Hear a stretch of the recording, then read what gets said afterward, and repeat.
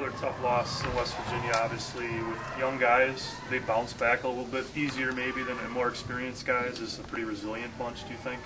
Well, I think kids in nature are resilient. I think adults probably don't handle it as well as kids do. They've been great with me. We're great yesterday. We're great on the plane home. And know that you can either get better or you can get softer. So hopefully we'll get better. Jimmy talked about finishing games. That's something that you guys need to learn how to do. Would you agree with that? Yeah, finish, start, middle, every time out. That's the – everybody wants to talk about the end. Nobody wants to talk about the middle. Nobody wants to talk about the half-court shot the kid shot to go up. The difference was 7. He hits a shot. Now the difference is 4. Everybody wants to talk about Jimmy missed a free throw and DJO missed a free throw. So we'll be men and we'll address that. But we also need to be men of intelligence and realize that we have to play from the start till the end. That goes back to your 40 minutes, and DJO talked about 39 minutes in that game. We played 28 and a half against Wisconsin, and we played probably 37 and a half against West Virginia. So we're getting closer, but close is not good enough, not in our league. And so you just got to keep working to try to figure out how you can get to 40. You talk about not in this league, and you had a number 6, now you got a number 8, then 15, then again a number 8. Yep. I mean, this is Six of the last 8 games we've played in Big East play, dating back to last year, have been against top 8 teams. So that's good for us. Makes us better. What do you may have tried to erase this from the memory banks, but what do you remember from that Big East tournament game against Villanova last year? I'm kind of like Todd Rosiak on that game. I remember the last possession when Jarrell McNeil helped uphill, and we work on that every single day in practice. We had everybody guarded. We had the ball stopped. I should have called the timeout right before Rel shot it 3 seconds early. I didn't, and we had the ball stopped.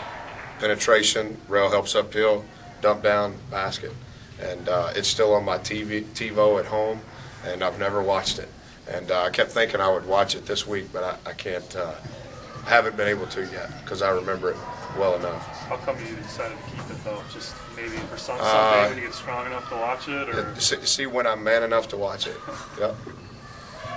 Coach, you've had some great games against Villanova over the last couple of years. Most of them have been very close. Do you think that's because both your teams kind of have a similar skill set with the quickness and the way you guys play? Yeah, I think Coach Wright's done an unbelievable job. Obviously, they went to the Final Four, so that in and of itself speaks volumes. But I think that when you look at the complexion of their roster, you could compare it for sure from last year. I don't know that you can compare it this year. They returned, for the most part, everybody except Dante Cunningham. And those guys are all a year older, and they all played for a national championship. And so they've played unbelievable thus far this year. And I hope that as time goes along that our program can have the success that they've had over recent years. But you talk about how they only lost Cunningham, and they have a number of high major players. But above all else, there's Scotty Reynolds, who is pretty much runs their offense. He's really good, but Corey Fisher's really good. I don't know how you can stop him off the bounce. He's so good with the ball in his hands, and Taylor King definitely gives him an added dimension.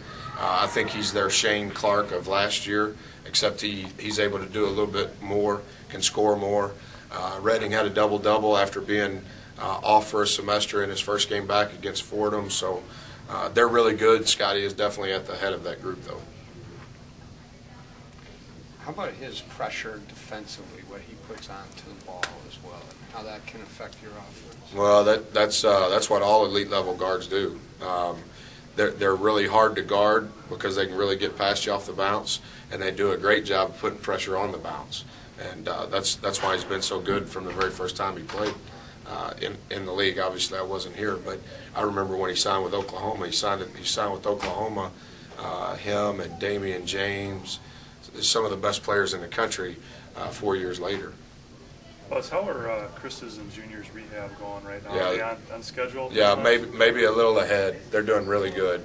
I think having the break in school to an extent has been good because they can spend 30 more minutes with Todd every day and 30 more minutes with Ernest and maybe do it twice a day.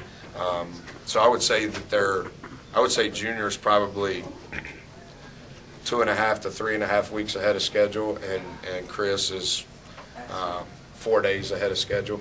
They're doing good. They've been accountable, and Ernest and Todd have done a great job with them. Hopefully they'll be able to practice at some point before the season's over. You know, whether it would be like full-fledged, I can do it from start to finish, I don't know about that.